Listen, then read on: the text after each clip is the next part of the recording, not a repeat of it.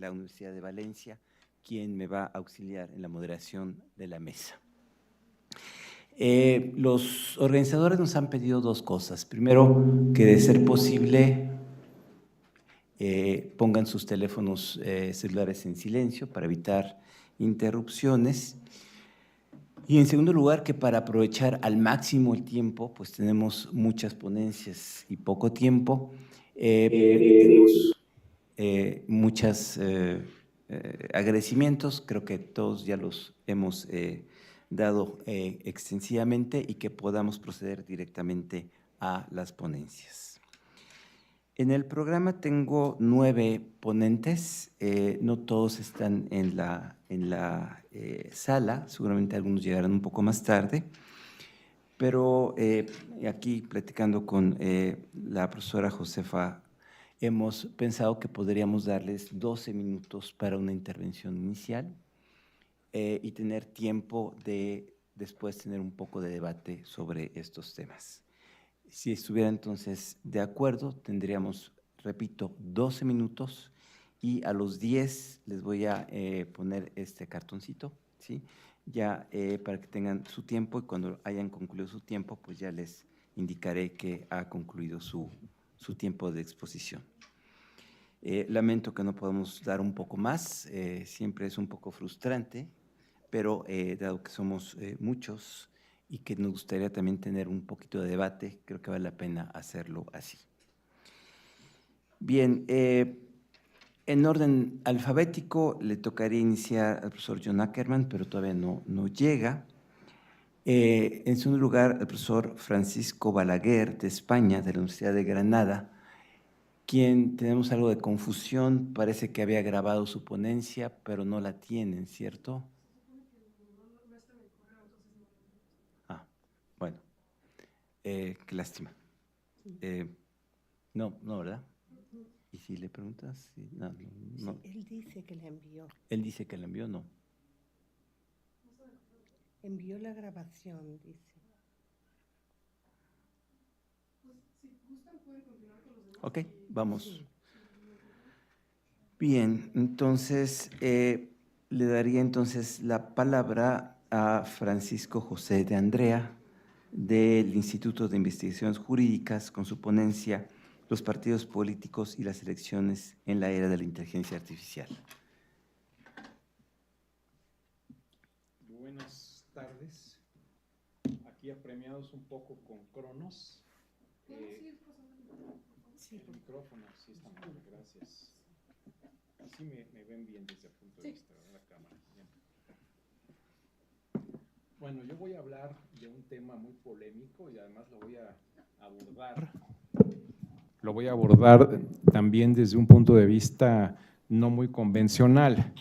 Yo tengo la lectura de que todas las tecnologías de la información y esta era digital que estamos viviendo, de explosión de las redes sociales y posteriormente de la inteligencia artificial, va a ocasionar una afectación sísmica, podríamos decir, sobre el esquema de regulación de los partidos políticos, que tradicionalmente se había asentado en temas clásicos que no enumeraré porque ya los conocemos todos, y el sistema de partidos era, como también todos sabemos, fundamental para la democracia en todos nuestros países.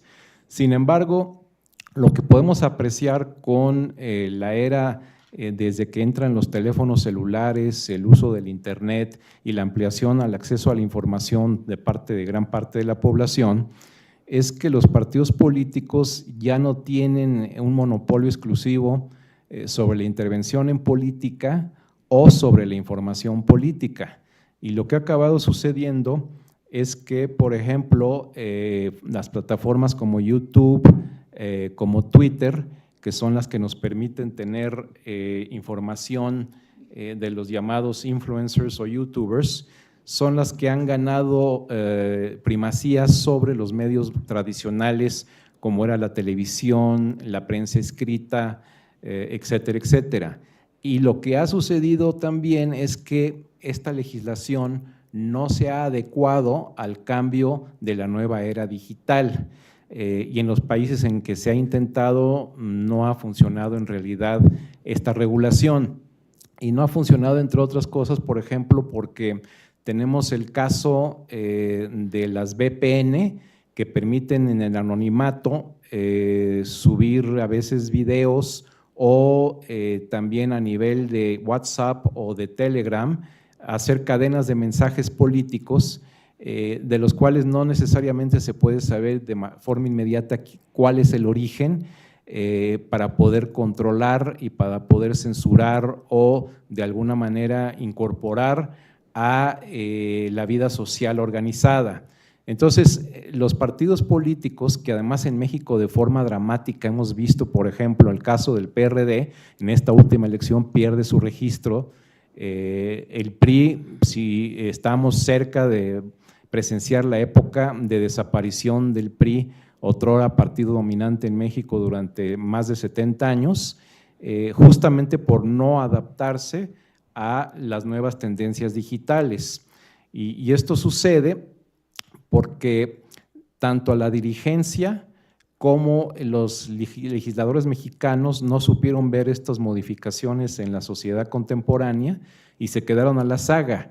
Las elecciones recientes presidenciales, tanto en México como en Estados Unidos, usaría el caso específico de Donald Trump en 2016 y de López Obrador en 2018. Desde mi punto de vista, esta es una lectura ciertamente polémica.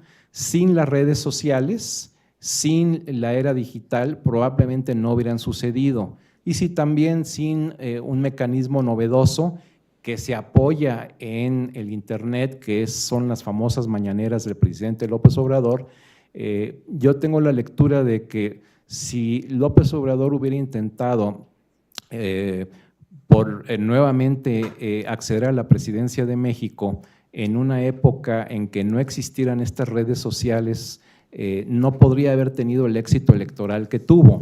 Entonces, la lectura es, tanto Trump como López Obrador tuvieron éxito electoral, no solamente por cuestiones intrínsecas a la historia de sus respectivos países y del desarrollo político, sino porque en el caso de Trump, vía Twitter, se le facilitó poder contactar directamente con el electorado norteamericano y su estilo de establecer mensajes políticos es ideal para una plataforma como Twitter, porque limitado como es de inteligencia y de capacidades intelectuales, lo que únicamente hace falta es tener 4 o 5 ideas muy apetecibles para el electorado fuerte de él, que además busca culpables de la salida de compañías norteamericanas a países como México, para echar la culpa, utilizar como chivo expiatorio esta salida hacia otros países y por otro lado el problema migratorio, que también era otro de los temas que utilizaba muy frecuentemente en Twitter, y estos temas ideales para el formato de Twitter y para el estilo de Trump le permitieron sobrepasar completamente los controles del Partido Republicano, que en otras décadas tendría un control a través primero de las primarias y después de la disciplina partidaria interna, para haberlo podido controlar, que de hecho no querían inicialmente que él fuera el candidato, pero secuestra esa candidatura en base a una popularidad que surge de último momento y una planeación además de algoritmos tanto en Facebook como en otras plataformas que permitieron determinar dónde estaba el apoyo necesario. Como ustedes saben, en el sistema de colegio electoral es muy importante la votación no popular, sino de cómo puedes diseñar los distritos electorales para hacer gerrymandering y asegurar que esos estados como Pensilvania, que fueron claves, le dieran la presidencia en una situación en la que era inesperada completamente, porque de hecho pierde el voto popular, como también lo perdió Bush en el año 2000. Entonces, este contacto directo con la población a través de plataformas y de sobrepasar los controles internos de los partidos políticos facilitó las dos candidaturas. En el caso de López Obrador, las mañaneras le permitieron un contacto directo con la población, utilizaba sus mensajes con la población como una especie de estudio de grupos focales, lanzaba ideas día tras día y él veía cuál era la temperatura y la reacción de la población, le servían de grupo focal y además hacía algo muy interesante que nunca se había hecho antes en México y en ningún otro país del mundo que yo conozca, una mañanera, una conferencia de prensa diaria durante todo su sexenio, lo que equivale a más de 2,000 mañaneras, que es sembrar en el electorado la figura, la marca López Obrador, 4T, etcétera, en la mente, tanto consciente como subconsciente del electorado mexicano, de tal manera que para cuando llegó el proceso electoral, el movimiento o la candidatura que él apoyara tenía prácticamente todo el trabajo hecho. ¿Por qué? Porque no había un candidato o una figura política que hubiera tenido esta exposición y esta ventaja digital, podríamos decirlo de alguna manera. Por otro lado, hay también un componente que no se ha tratado mucho, que es el de la censura sobre lo que son WhatsApp y Telegram, que ahí, a diferencia de YouTube y de Twitter, que sí son públicos y que hay un control y que se establecerán controles, es altamente polémico que a futuro pueda uno controlar lo que un grupo de amigos o de familiares digan o se comuniquen a través de WhatsApp o Telegram, porque esa es una comunicación, como se llama en Estados Unidos, peer-to-peer, persona a persona, que tiene la protección de la privacidad, porque es una comunicación privada. Es lo mismo que tu conversación en la sala de tu casa con tus familiares. En esas conversaciones tú puedes alegar lo que tú quieras en términos de política, apoyar a quien tú quieras, y el Estado no tiene por qué intervenir en esa esfera privada. Bueno, Telegram y WhatsApp son una extensión vía el teléfono celular y el internet de esa esfera privada de la persona. Y en México, por ejemplo, hubo muchísimos grupos de WhatsApp con contenido político que se formaban en cadenas de comunicación apoyando o criticando candidatos y que no eran controlables ni lo serán nunca, porque desde mi punto de vista pertenecen a la esfera privada particular y hay protecciones ahí de libertad de expresión y de intimidad que no puedes violar por parte del Estado, que no tiene nada que hacer en esas comunicaciones. Entonces, los partidos políticos y los legisladores, no solo en México, sino a nivel mundial, no se percataron del significado de estas nuevas tecnologías y de la era digital y de lo que iba a ocasionar tanto en la estructura de los partidos como en la manera de hacer política. Y en México el caso es dramático porque es por eso que vemos que la oposición quedó hecha polvo. Se mantuvieron en una situación como si estuvieran haciendo política en el siglo pasado, en donde si tú haces campaña vía reuniones en pueblos o mítines en auditorios físicos, pudieras generar suficiente apoyo para poder ganar una elección general en la que el presidente saliente ya tenía la ventaja irremontable de haber tenido esa exposición pública constante. Claro, las mañaneras tienen críticas y habría que hacer de alguna manera legislar en materia de control de estos experimentos o de estos mecanismos como las mañaneras, para evitar enfrentamiento entre poderes, para evitar prácticas, mencionaré solamente 2 o 3 que se utilizaron. Ustedes han oído hablar de, en inteligencia artificial, 2 o 3 de las herramientas que serían los deepfakes, el doxing y por otro lado las guerras meméticas. El doxing en particular, que es revelar o exponer públicamente información personal o particular o privada de una persona para de alguna forma dañar a esa persona con esa exposición, ese es el doxing, se llevó a cabo en algunas de estas mañaneras y se podría alegar si eso es legal o no lo es, pero no hay regulación al respecto y lo hizo de una manera realmente muy inteligente, porque dar información que de todas maneras estaba accesible públicamente sobre lo que ganaba un funcionario o el teléfono de una periodista norteamericana que también estaba accesible públicamente no es un delito, pero sí es una práctica de doxing. Ya no nos dará mucho tiempo para entrar en las prácticas de deepfakes y de guerras meméticas, lo dejaremos en el tintero para otra ocasión, pero quisiera cerrar con lo siguiente. Esta época nos está tocando vivir a todos, es muy interesante, fíjense.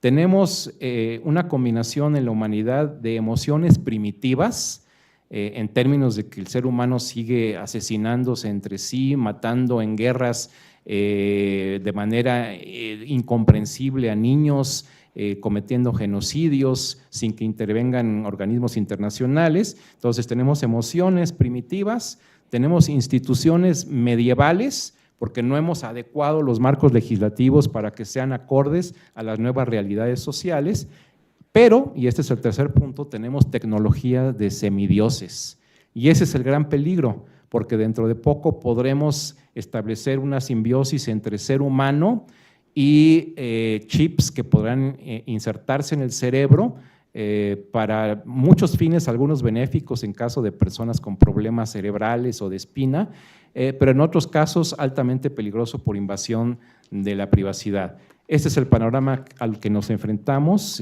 Gracias por su atención.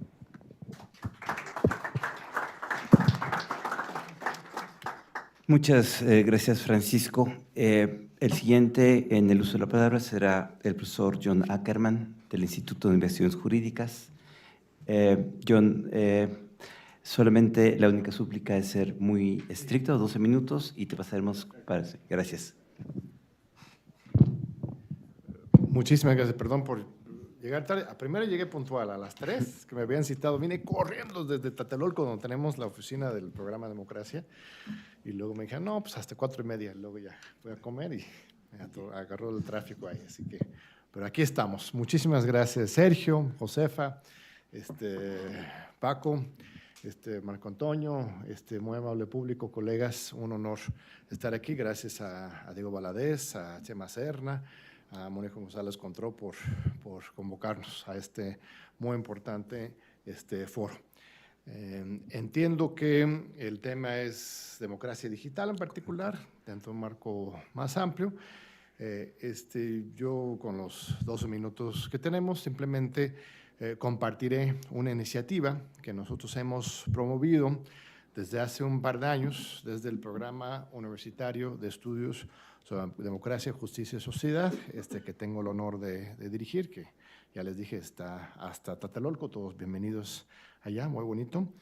Lo que nosotros hicimos desde nuestro Tlatelolco Lab, que es un laboratorio digital por la democracia, es generar algo que hemos llamado un decálogo de derechos digitales, ¿no?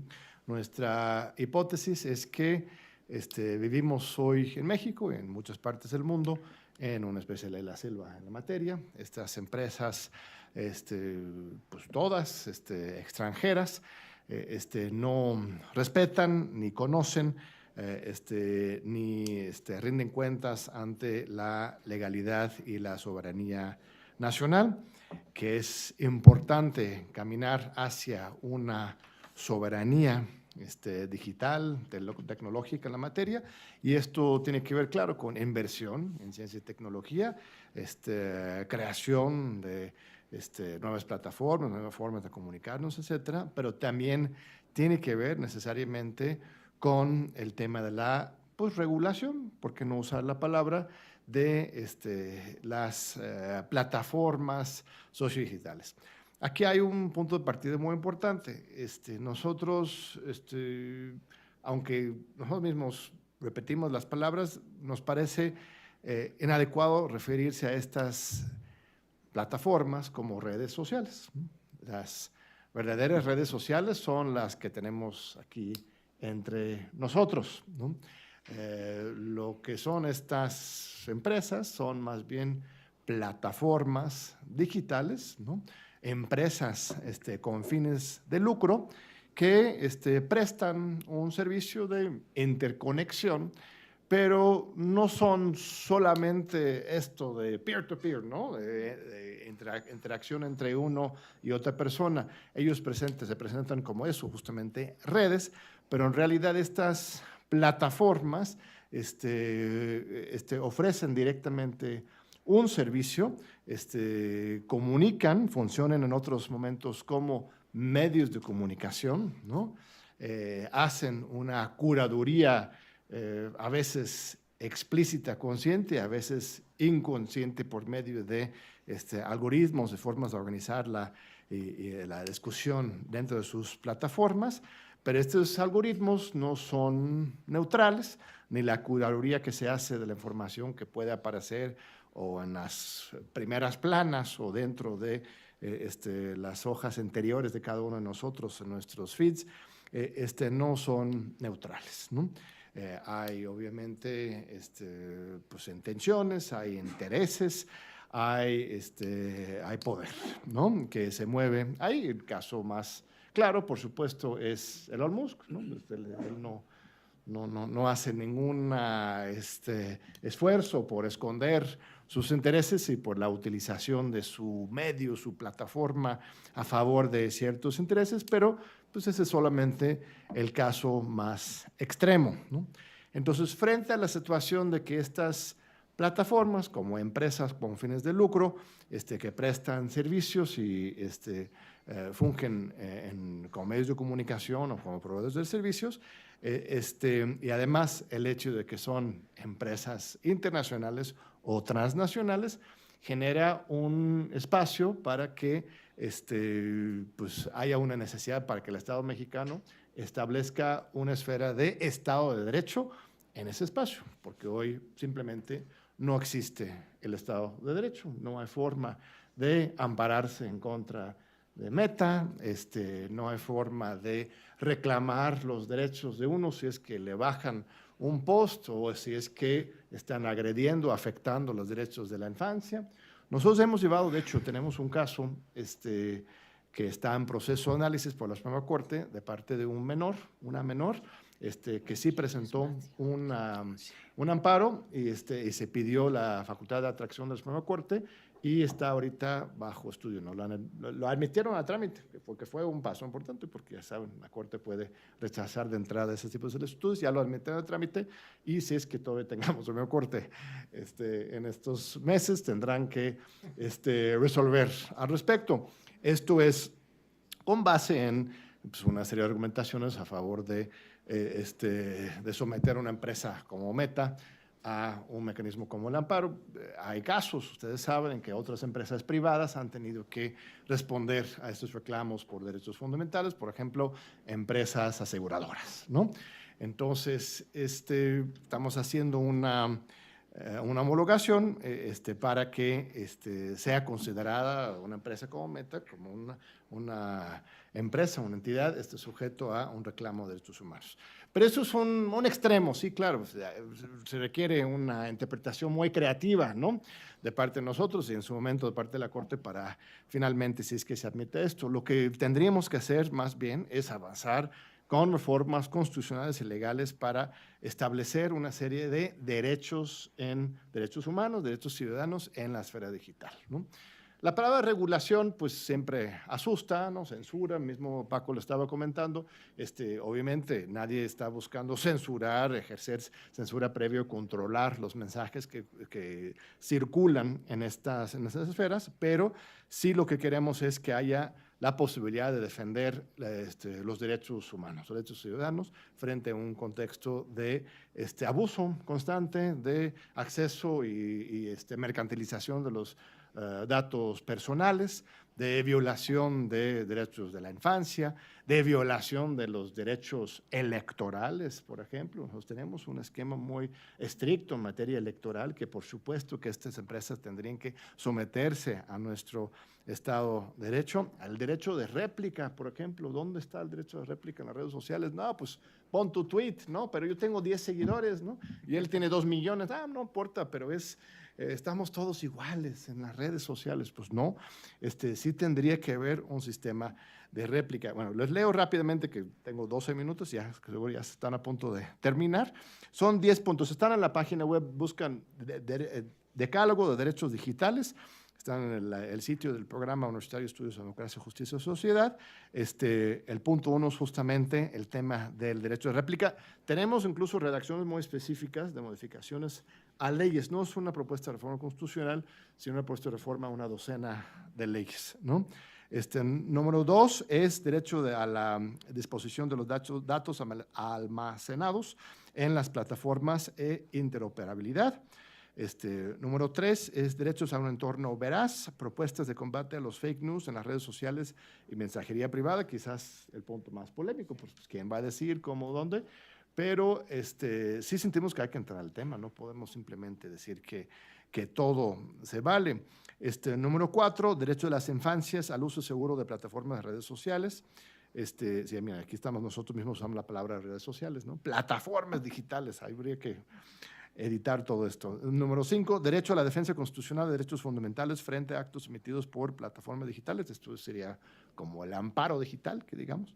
Número 6, derecho electoral y las plataformas de redes sociales sociodigitales. Número 7, derecho a la transparencia en materia de administración de contenidos en redes sociales.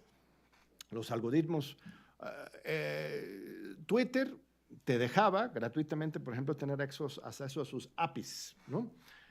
Muchos académicos teníamos acceso gratuito a poder examinar, por ejemplo, construir redes de interconexión de las diferentes cuentas, ¿no? Cómo se desarrollan las tendencias, quién participa más, porque podías ir atrás un poquito a ver cómo se está moviendo las cuentas. Facebook tiene una biblioteca de anuncios que puedes ver exactamente cuánto se gasta, ¿no? en los diferentes anuncios en Facebook.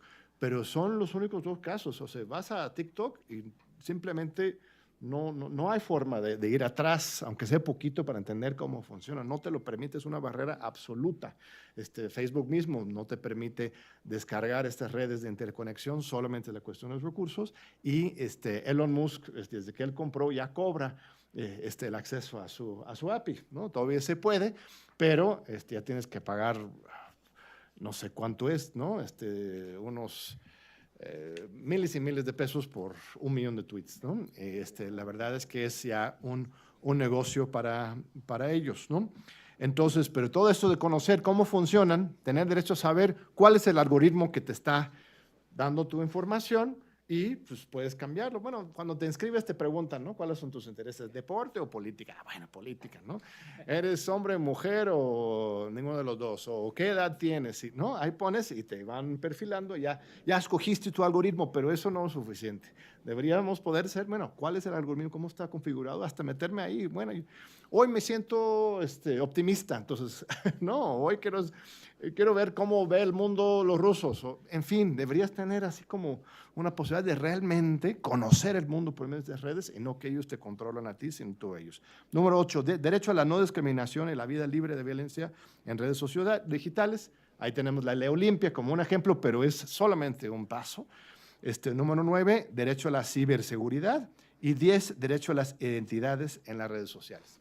Es un decálogo polémico en algunos puntos, lo aceptamos. Hemos tenido unas discusiones incluso con diferentes grupos. Tuvimos un par de foros en el Senado de la República, encabezados precisamente por Ana Lila Rivera, que estuvo aquí en la mañana, cuando era presidente del Senado. Entonces, lo que sí me parece es que es urgente ya avanzar. Tenemos que hacer algo, no podemos imaginar que estas empresas son damas de la caridad que vienen a ayudarnos con nuestra democracia, tienen sus intereses, así como también tenemos intereses del pueblo mexicano a favor de la democracia y deberemos encontrar algún punto intermedio en que avanza sobre todo el interés ciudadano y público. Muchas gracias.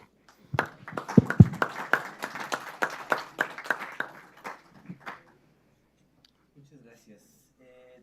Toca ahora Tu micrófono, Sergio.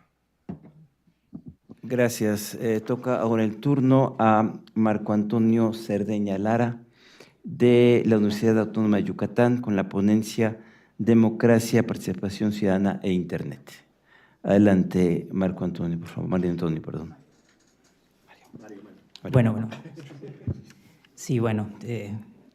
Iniciamos esta participación con una reflexión primeramente, ¿no?, de lo que representa la participación ciudadana en América Latina, ¿no? Y no la podemos perder del contexto eminentemente político. Tenemos hoy en América Latina, la democracia latinoamericana se ha fragado en una gran polarización que entraña diferencias históricas entre la izquierda y la derecha, ¿no? Actualmente, con una nueva oleada de gobiernos autodenominados de izquierda, en Argentina con Alberto Fernández, en Bolivia con Luis Arce, en Perú con Pedro Castillo, en Chile con Gabriel Boric, sumados a Nicaragua y Venezuela.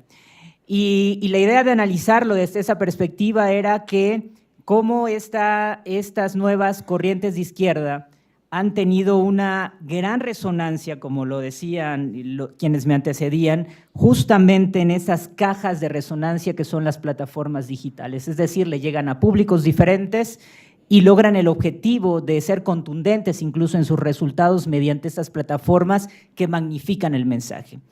Y en ese contexto México no se queda atrás. Sin lugar a dudas, el gobierno que acaba de terminar de Andrés Manuel López Obrador tuvo en las redes sociales o en las plataformas digitales esta gran resonancia.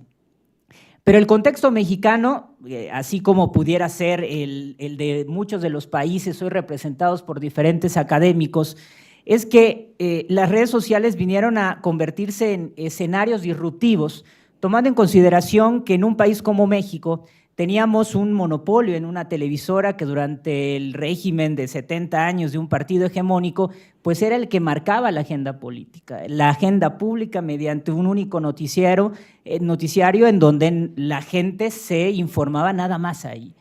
Y la persecución a aquellos disidentes de esa época era brutal, es decir, no habían esos escenarios y esos espacios para poder discernir, debatir de manera libre. Por lo tanto, las redes sociales se convirtieron en esos espacios de democracia.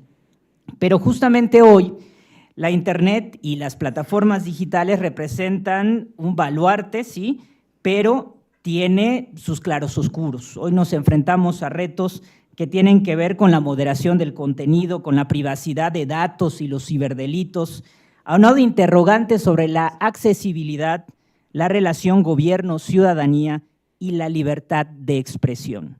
En el marco internacional esto se viene discutiendo ya desde hace unas décadas.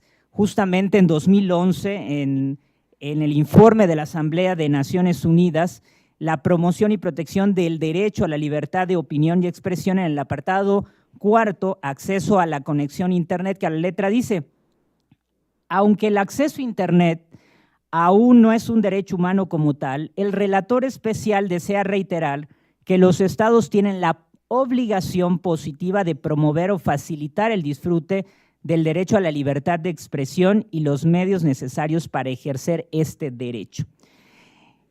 Además, agrega el derecho a la libertad de asociación y de reunión, el derecho a la plena participación en la vida social, cultural y política. En México, me parece que el gran paso que se da en 2013, cuando en el artículo 6º constitucional, en el párrafo 2 y 3 se adecúa lo siguiente: toda persona tiene derecho al libre acceso a información plural, oportuna, así como buscar y recibir y difundir información e ideas de toda índole en cualquier medio de expresión. El Estado garantizará el derecho de acceso a las tecnologías de información y comunicación, así como a los servicios de radiodifusión y telecomunicaciones, incluyendo la banda ancha e Internet. Digamos que en el escenario constitucional de nuestro país, este paso de 2013 resulta importante. Pero luego nos enfrentamos a una pandemia y la pandemia nos arroja sí o sí que muchas de las actividades que nosotros realizábamos, sea profesionales o incluso de sociabilización, migraron a esas plataformas digitales. Y ahí es donde una asociación como la Asociación de Internet MX, en su 19º estudio, nos advierte que en el periodo de pandemia se suma un total de 97 millones de internautas, que es equivalente al 80.8% de la población mayor de 6 años que consume Internet. En América Latina hay que decir que el uso de Internet, y específicamente en México, se da a través de las pantallas digitales, evidentemente, pero de los teléfonos digitales. Es decir, hay un promedio alto de la población joven que gran parte de su vida transita frente a una pantalla de Internet. Es decir, ahí se puede estudiar, se puede divertir una persona promedio y además informarse. En México, digamos que las redes sociales o las plataformas que se consumen más justamente es el WhatsApp y el Facebook, con un 95 y un 84% respectivamente. Y en ese sentido, la participación ciudadana, sobre todo en momentos de crisis como la pandemia, ha resultado fundamental. Rescato una definición de Nuria Cunil, que dice: la participación ciudadana es aquella en la que los ciudadanos se involucran de manera directa en acciones públicas con una concepción amplia de lo político y una visión del espacio de los ciudadanos. Esta participación pone en contacto a los ciudadanos y al Estado en una definición de metas colectivas y de formas de alcanzarlo. Y aquí es donde entra, me parece, lo fundamental de una serie de acontecimientos que resulta importante tomar en consideración. En el segundo periodo del Partido de Acción Nacional, en la presidencia, se intenta hacer un cobro justamente al Internet y a las telecomunicaciones de un 4%. Sin embargo, este intento se ve parado porque hay un movimiento justamente a través del Twitter de dos activistas, precisamente el presidente de la Internet Society en México, Alejandro Pisanti, y Luis Felipe Sánchez de la Creative Commons en México. A través del hashtag Internet Necesario, empiezan a sumarse una campaña en la cual visibilizan este intento del gobierno de grabarle al Internet un impuesto, y esto se viraliza. Más allá de lo anecdótico que puede resultar esto, pone en el escenario a una nueva comunidad que es la comunidad digital en un país como un país latinoamericano y un país como México de verdades a medias, en donde hay monopolios muy centralizados, tanto de quienes venden los servicios de Internet como de quienes los administran también.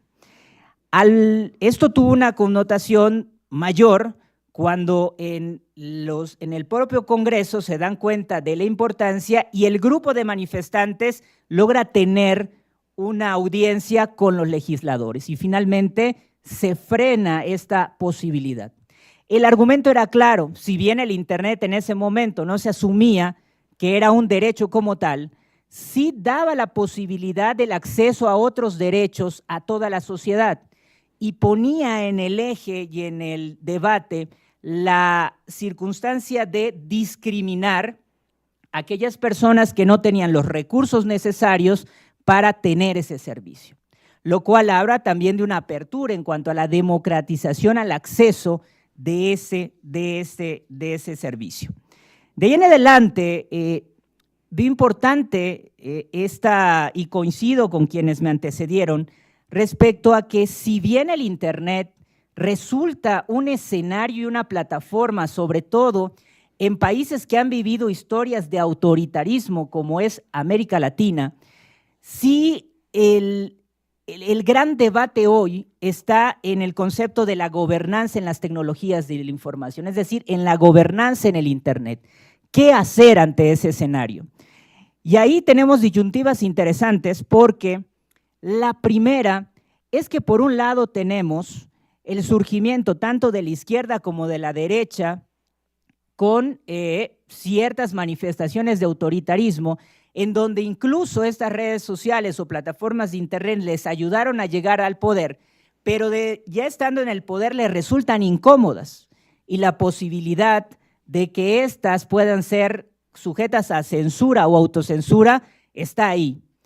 Y el otro tiene que ver justamente con los privados.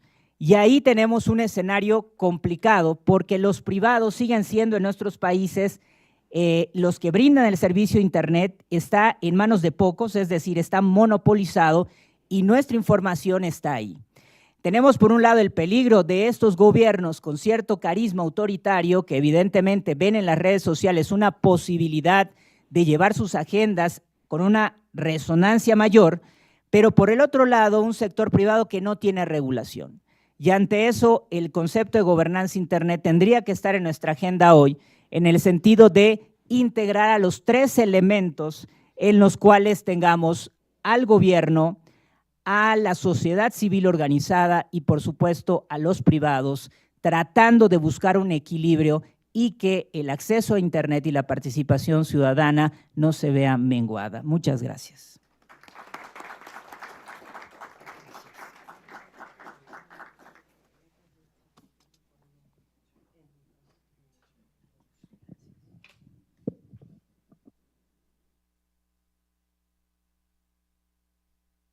Muchas gracias, María Antonio. Le toca ahora el turno al profesor Yamario de Muro, pero creo que no está en la sala, ¿no, verdad? Bueno, entonces le pediríamos a Raimundo Gil Rendón, también de la Universidad Nacional Autónoma de México, que nos exponga su ponencia Democracia, Inteligencia Artificial y Control Constitucional. Ay, ya va a ser difícil. Sí, si se pudiera pasar por acá, se lo vamos a agradecer muchísimo para facilitar la moderación. Sí.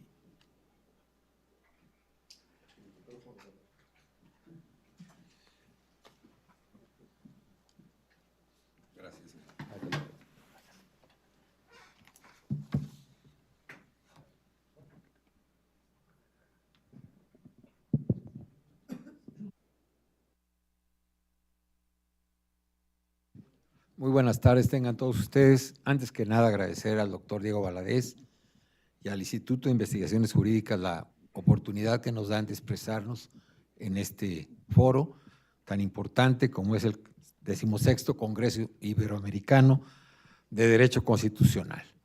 Bien, el tema que yo voy a abordar en la mesa de democracia digital tiene que ver con algo muy actual, que es la llamada inteligencia artificial.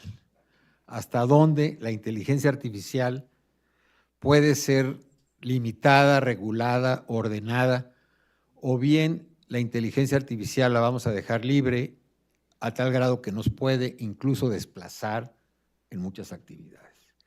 Concretamente, el estudio que yo he realizado es la afectación o posible afectación de la inteligencia artificial en el derecho, en las actividades jurídicas, ya sea a través de la abogacía, de la postulancia o de la judicatura. Hasta dónde nos puede sustituir la inteligencia de un ser humano, la inteligencia artificial.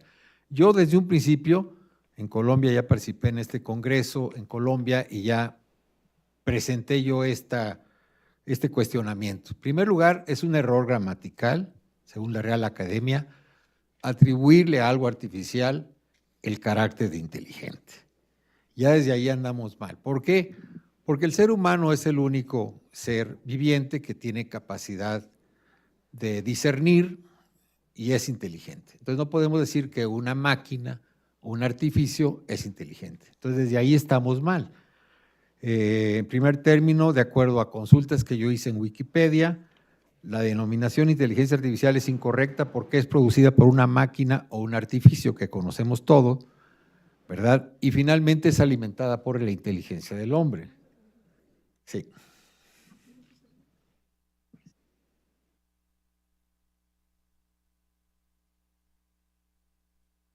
Luego, entonces, ¿hasta qué punto es correcto seguir debatiendo sobre ese término erróneo? Bien. Y luego, el segundo tema es los tipos de aplicaciones de la inteligencia artificial, Alexa y otras, ¿no? Pero, sobre todo, hay sistemas que piensan o pretenden pensar como humanos y que automatizan actividades como la toma de decisiones, la resolución de problemas y el aprendizaje. Un ejemplo de estos son, la más importante, las redes neuronales artificiales. O sea, hasta dónde punto con los algoritmos podemos producir decisiones inteligentes o decisiones en general y hasta qué punto esto lo podemos llevar al derecho, actividades jurídicas. Nosotros tenemos recientemente 2 estudios que yo puedo mencionar respecto a estadísticas del uso inteligente en la actividad jurídica. Hay una de Frey y Osborne que llega a la conclusión que solamente el 3.5% del 100% de las actividades jurídicas pueden utilizar inteligencia automatizada o artificial. Y eso tiene que ver con sustituir secretarias y pasantes hasta cierto punto. Pasantes de escritorio, porque los pasantes que van a los juzgados no se pueden sustituir por inteligencia artificial. y es necesario todavía, no obstante que a través del juicio de amparo podemos proveer en línea, pero también se tiene que llevar un expediente físico y un expediente electrónico, y luego requerimos de que los pasantes vayan a ver los acuerdos o a llevar una promoción. Entonces, en México tampoco se puede sustituir con este 3.5% a los abogados de los despachos de litigio, y que hay muchísimos en México. Entonces, ese 3.5% está referido a los Estados Unidos. El estudio de Frey Osborne es en los Estados Unidos. Y luego un segundo estudio muy interesante de la International Bar Association, que también llega más o menos a la misma conclusión. Pero al final del día, la heurística y la hermenéutica, que son las actividades inteligentes que el abogado realiza con la lógica jurídica, que es toda una metodología y toda una formación, deductivo, inductivo, inductivo, deductivo y analogía, pues que es muy difícil manejar con algoritmos, sobre todo porque se trata de la casuística. O sea, en el mundo jurídico los casos son diferentes, las circunstancias de modo, tiempo y lugar no son iguales, luego no vamos a poder producir sentencias automatizadas. Y además de eso, pues están los derechos a la igualdad de armas, al debido proceso y todo lo demás. Entonces yo veo muy difícil que en el derecho se pueda sustituir al hombre, a la inteligencia natural, que es la inteligencia humana. Sin embargo, en otras áreas sí se está produciendo una sustitución. En áreas automotrices, la Nissan, por ejemplo, en Aguascalientes, donde yo soy originario, pues la verdad, cuando yo emigré a México hace 30 años, pues ya me despedí de este cliente y me llevaron en un carrito de golf a conocer a los robots. Y ahorita a 30 años, bueno, pues se producen convenios de colaboración con la Mercedes, la Nissan, y con otras marcas que producen, bueno, se producen 3 millones, se venden de autos mexicanos al extranjero.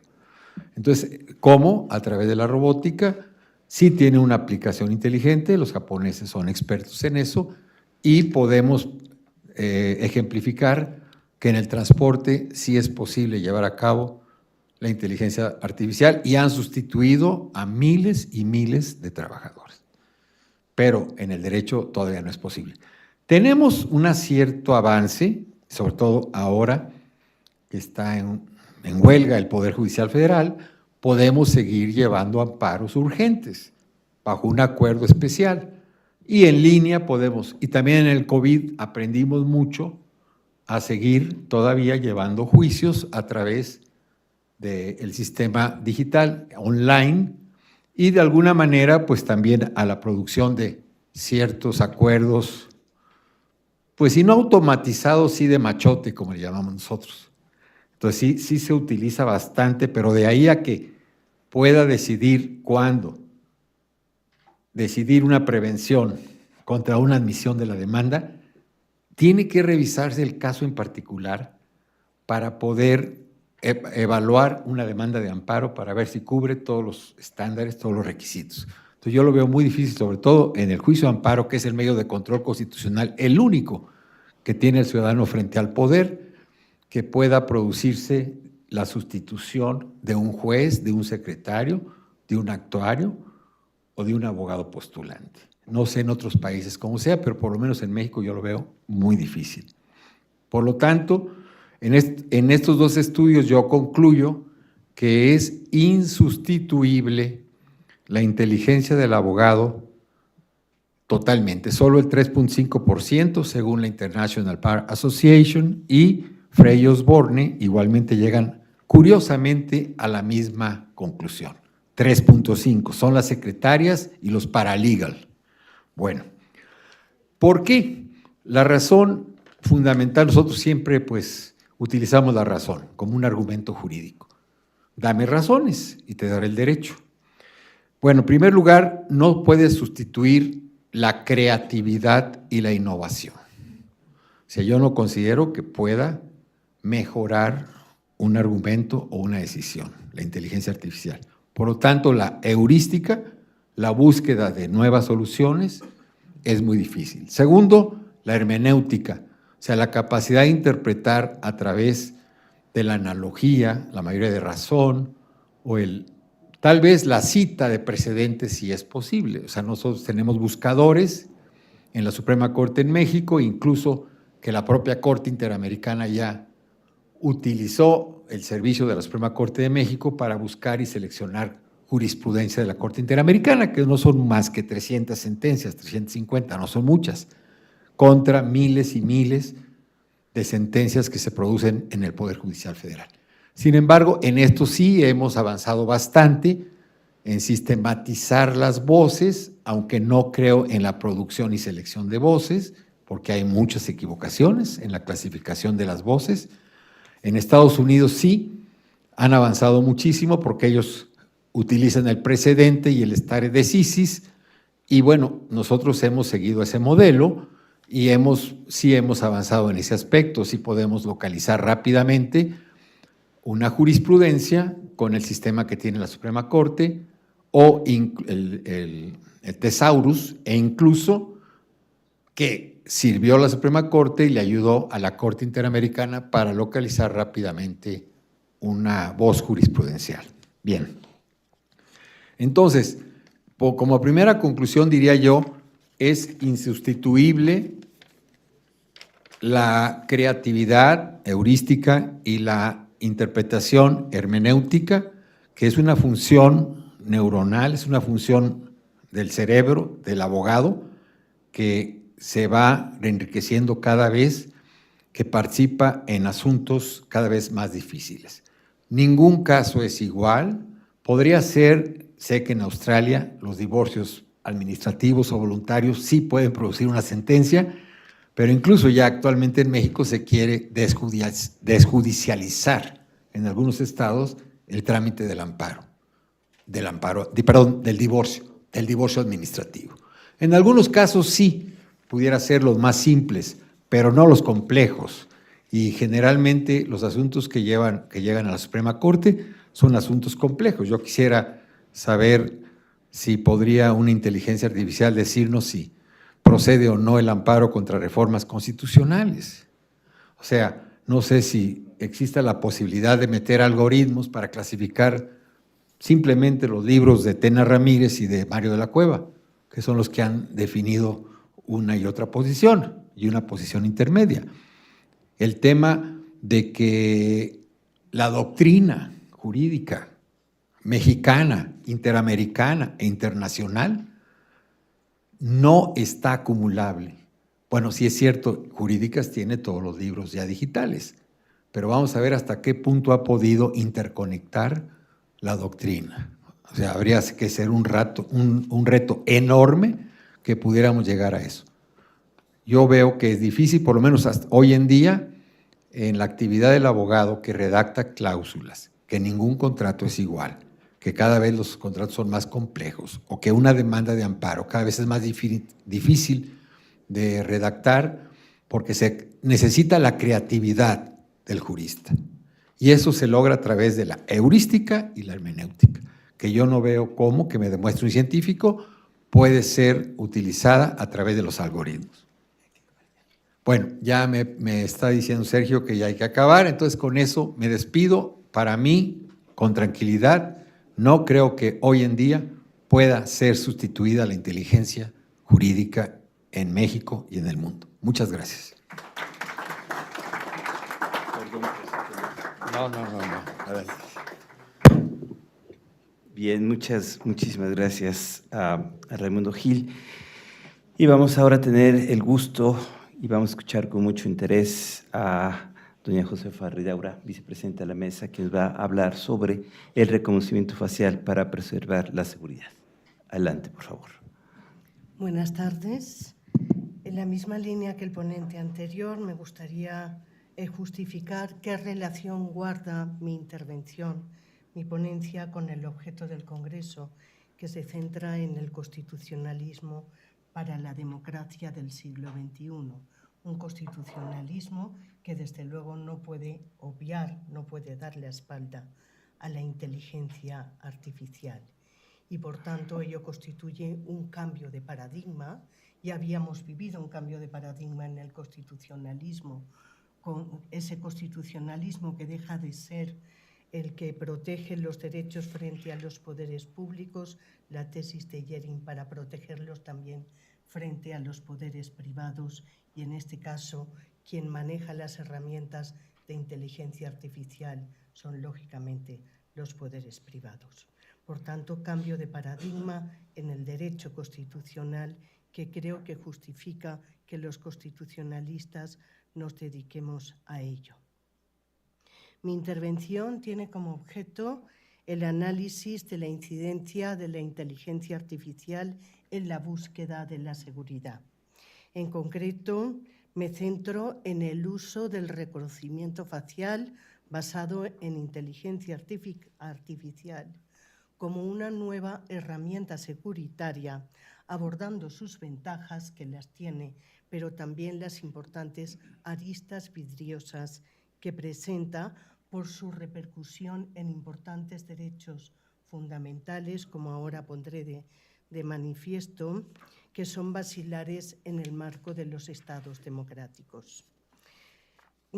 Recordemos cómo Hobbes escribe el Leviatán para explicar y justificar la existencia del Estado como garantía de la seguridad, siendo esta una constante histórica que nunca nos ha abandonado y en la que se ha reflejado la estrecha conexión entre libertad y seguridad, desde Locke, Humboldt o incluso Pérez Royo, cuando afirma que la propia seguridad es un elemento constitutivo de la libertad.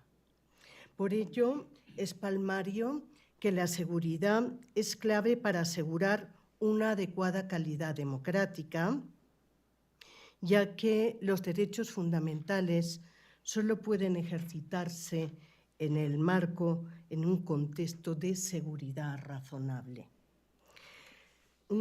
Pero la siguiente pregunta que debemos plantearnos es qué seguridad y qué herramientas podemos utilizar en el marco de una sociedad democrática que se enfrenta con nuevos retos, con nuevos riesgos para poder alcanzar ese mínimo estándar de libertad que nos permita ejercitar con calma, razonablemente, esos derechos. ¿Qué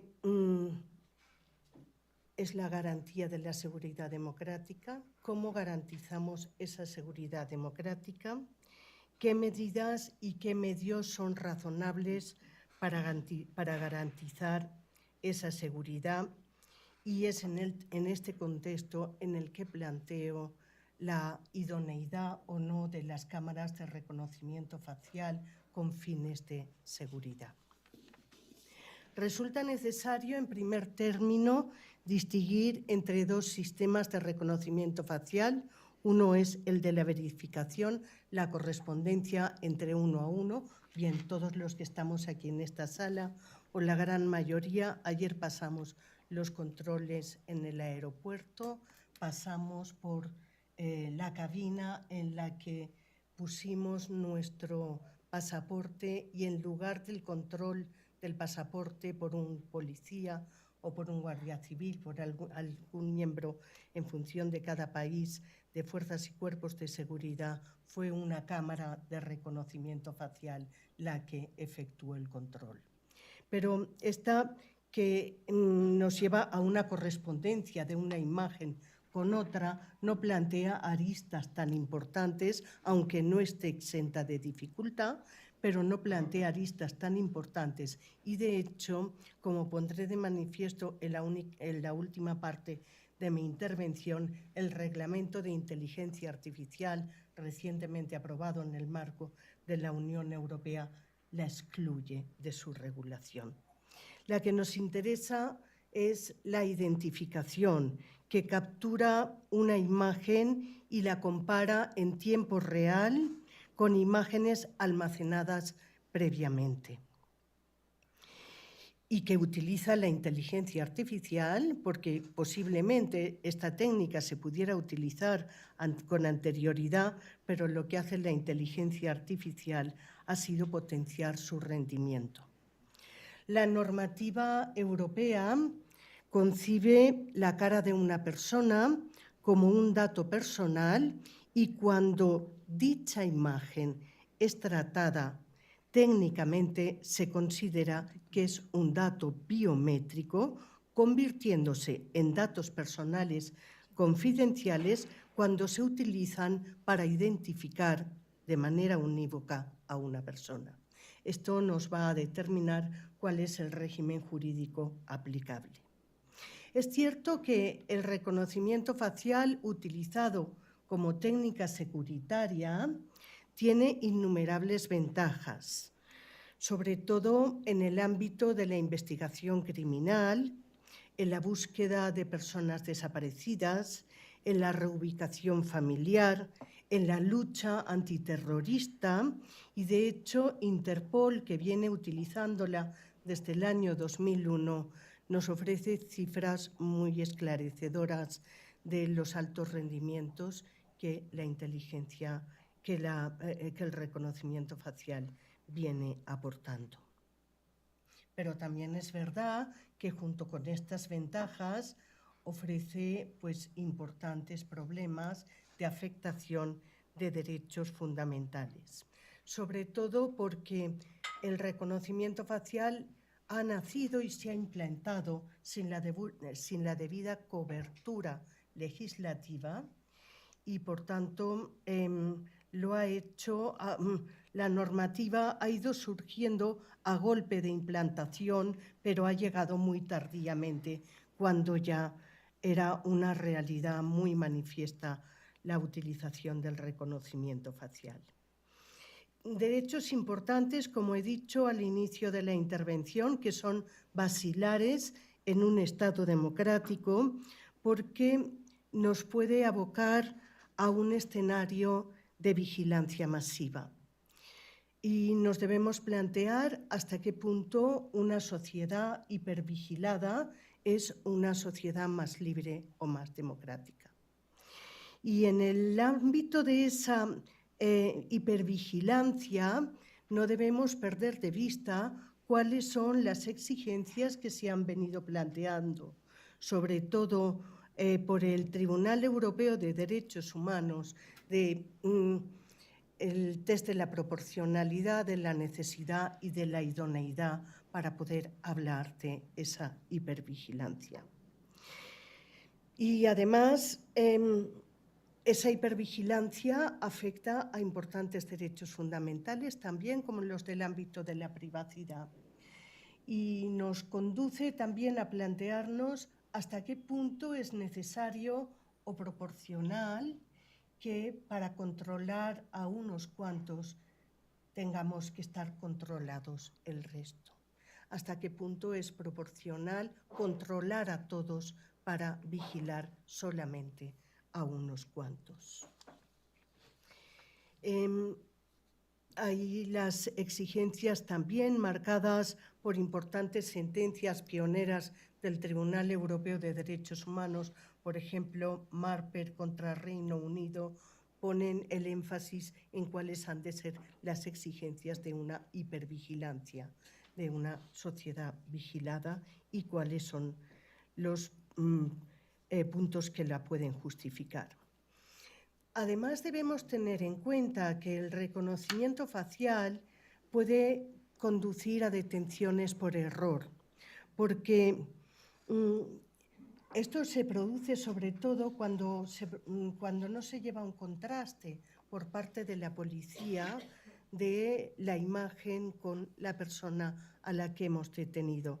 Tengamos en cuenta que aquí las respuestas nunca son binarias, sino que estamos ante un mundo de probabilidades y, en consecuencia, se requiere siempre la supervisión para que no haya una detención por error. Y porque, sobre todo, la detención por error se produce cuando las imágenes las obtenemos con exigencias poco razonables, como son las obtenidas por redes sociales, que no nos ofrecen ninguna garantía y además tienen sesgos sobre todo en el marco de las personas negras o de las mujeres.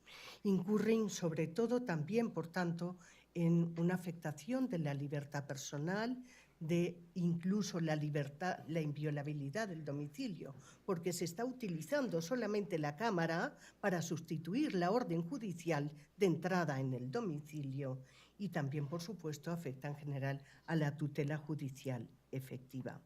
Y sobre todo porque causa un efecto desaliento en muchos derechos fundamentales, porque sentirnos vigilados indudablemente puede afectar a nuestra libertad de reunión, de circulación, etc.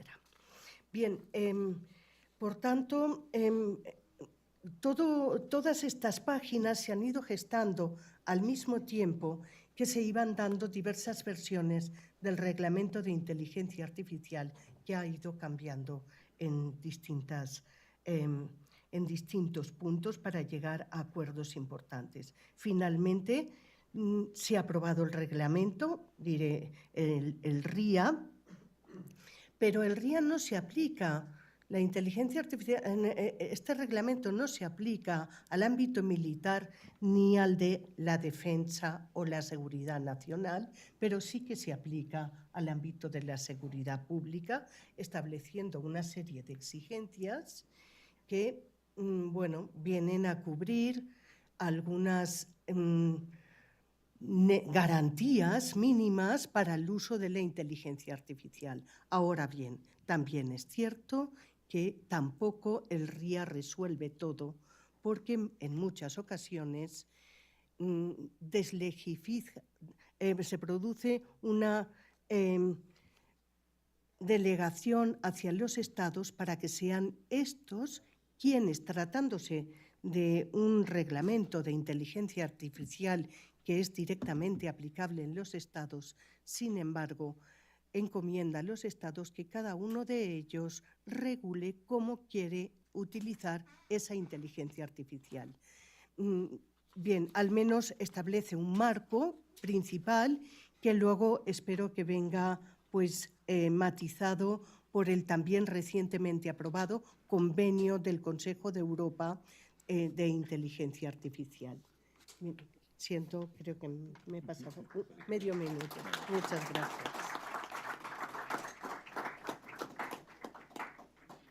Bien, muchísimas gracias. Estamos con muchas preguntas. Bien, vamos a tener ahora la participación de...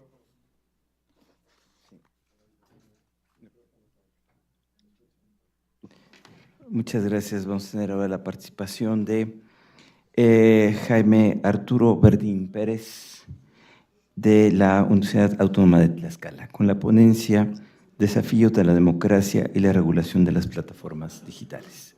Adelante, por favor. Muchísimas gracias. Muy buenas tardes para todas, para todos.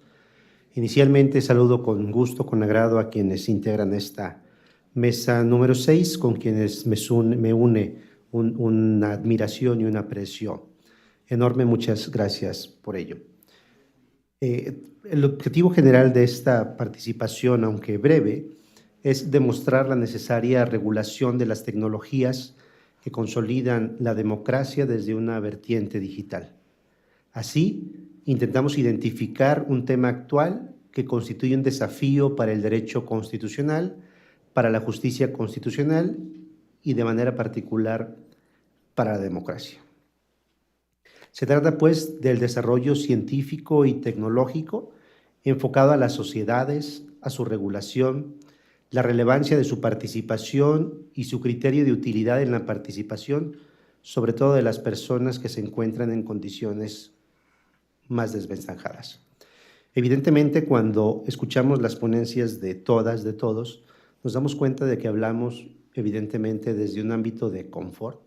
Entendemos, si bien es cierto, le decía Mario, ha incrementado exponencialmente justo a partir de la pandemia la utilización de los servicios de interconexión digitales, entre ellos el Internet, a través de los distintos equipos que pueden recibir y transmitir esta señal, pero evidentemente, ¿qué es lo que sucede con estos grupos vulnerables, esta población poco o con menor ventaja que el común denominador? Y sobre todo, ¿qué impacto tiene la utilización de medios digitales, lo dice John, de estas denominadas redes sociales, a través de las cuales hacemos intercambio de información, o como atinadamente lo han dicho el doctor De Andrea y la doctora Josefa, ¿qué sucede con esta inteligencia artificial? Es decir, ¿hacia dónde nos encaminamos? Entendiendo que, si bien es cierto, su existencia es una realidad, lo que también es real es que no tenemos una forma concreta, consciente, de regularla. El decálogo del que habla el doctor John es adecuado justo para esto que intento yo presentar. ¿En qué sentido?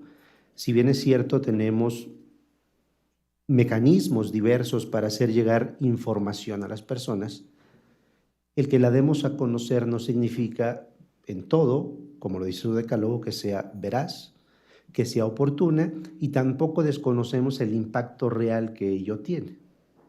Es decir, podemos identificar, no sé, por poner un ejemplo, en la pasada Copa del Mundo, en donde participaba México, un partido político tuvo a bien contratar los servicios de personas que contaban con importantes números de seguidores en redes sociales, hacían un anuncio significativo, ponte la verde, y cualquiera decía, bueno, están hablando de la selección mexicana de fútbol, pero en realidad lo que estaban haciendo era influir en la toma de decisiones, porque además coincidía la jornada electoral con un partido de la selección. El costo-beneficio para el partido político fue mayor. Hoy particularmente lo tenemos como la segunda fuerza política más importante del país.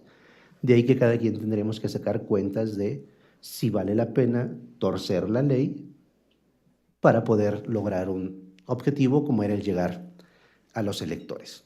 Advertimos con preocupación entonces que existen retos enormes, presentes y futuros también, para diversos órganos jurisdiccionales, sobre todo aquellos de carácter constitucional que van encaminados a este tema.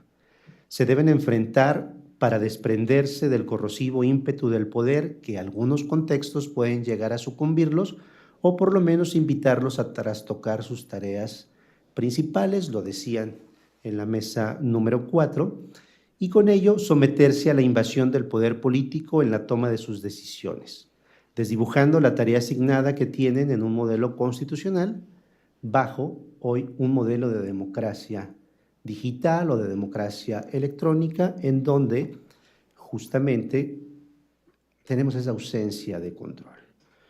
Lo decía atinadamente el doctor De Andrea, tenemos una extensión, pareciera, de un aspecto privado, como es la ejecución de una red, WhatsApp, a través del cual pues, las personas que interactúan con nosotros conocen nuestro número, o eventualmente hoy, justo a partir de esta inteligencia artificial o de otros mecanismos, el phishing, a través del cual intentan engancharnos para o vendernos algo o robarnos la información, se trastoca esta particularidad y se convierte en algo que de pronto es público y tenemos eventualmente que regularlo.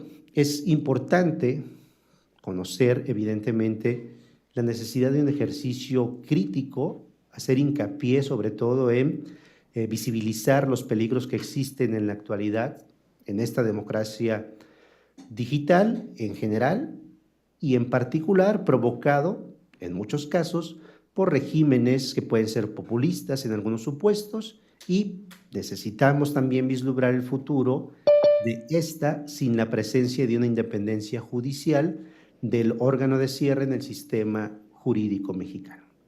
Adicionalmente, podemos sumar algunos otros factores que propician preocupación.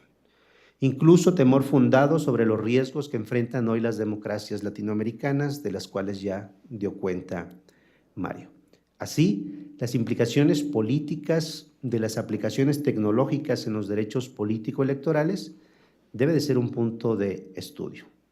Señalamos la relevancia del pronunciamiento inicialmente legislativo, pero también del Tribunal Electoral en espacios digitales en donde existe interacción de la sociedad y de las autoridades a través de los cuales se han llevado campañas que difunden discursos en donde se ejerce violencia, en muchos de ellos inclusive violencia política de género.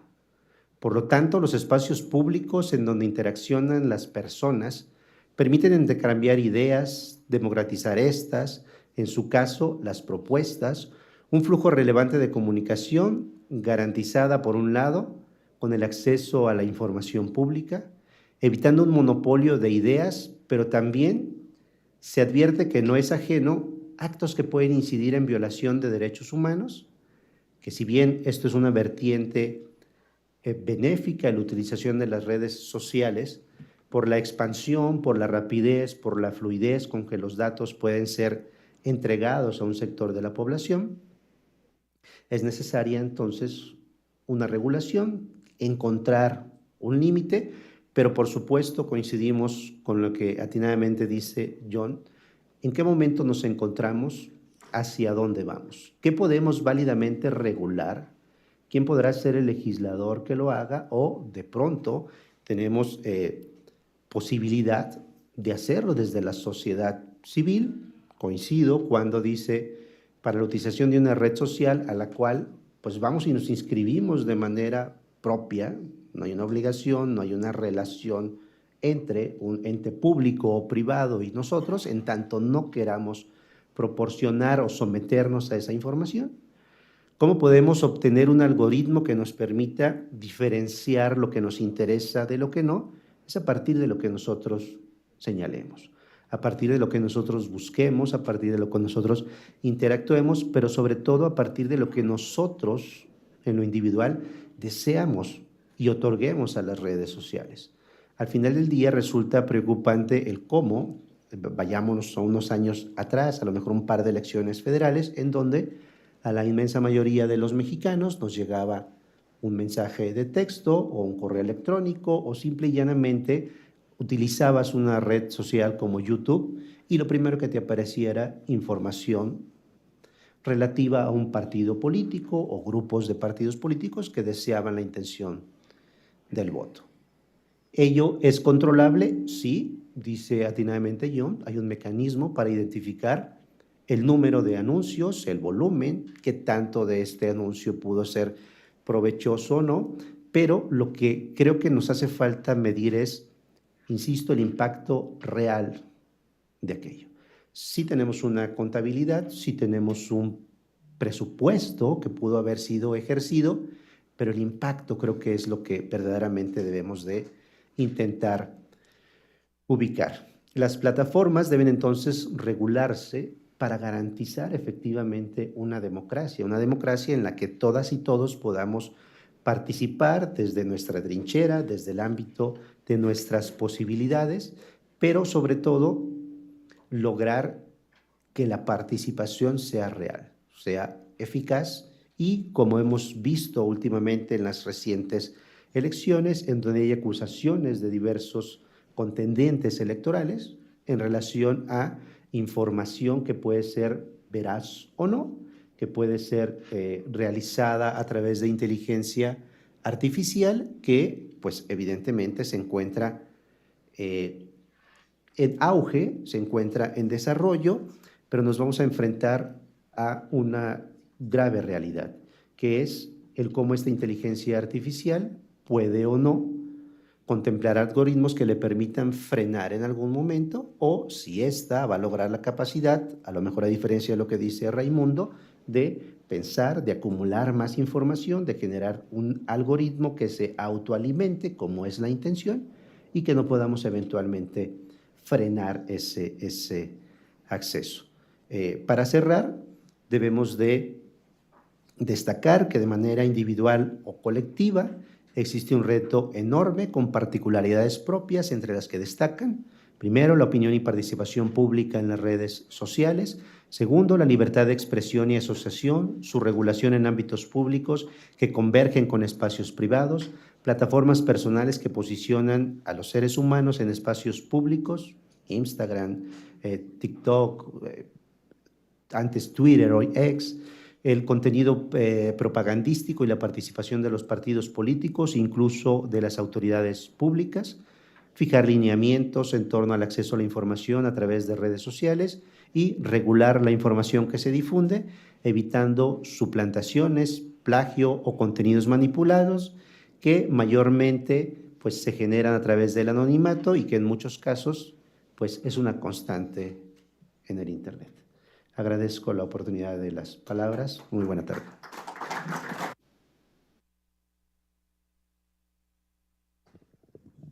Bien, para finalizar, entonces, como vicepresidenta, me toca presentar al presidente, Sergio López Aguilón, del Instituto de Investigaciones Jurídicas de la UNAM, que nos va a impartir la ponencia sobre populismo y redes sociales, la doble captura de la libertad de expresión. Cuando quieras, Sergio. Muchas gracias y solamente decirles que esta ponencia la hice junto con mi colega Saúl López Noriega.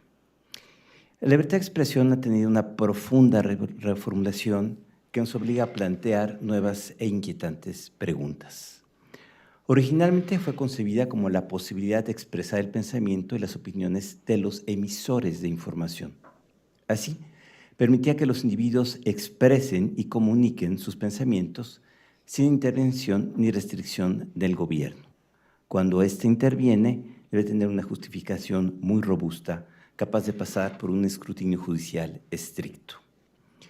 La rápida evolución de los medios de información y comunicación, sumada a la experiencia de los totalitarismos de la primera mitad del siglo XX, modificaron en un primer tiempo la concepción de la libertad de expresión. Su alcance se amplió para considerar no solo la protección del emisor de la información, sino también del receptor de esta, a quien se debía garantizar una pluralidad de fuentes y el más amplio acceso a los contenidos.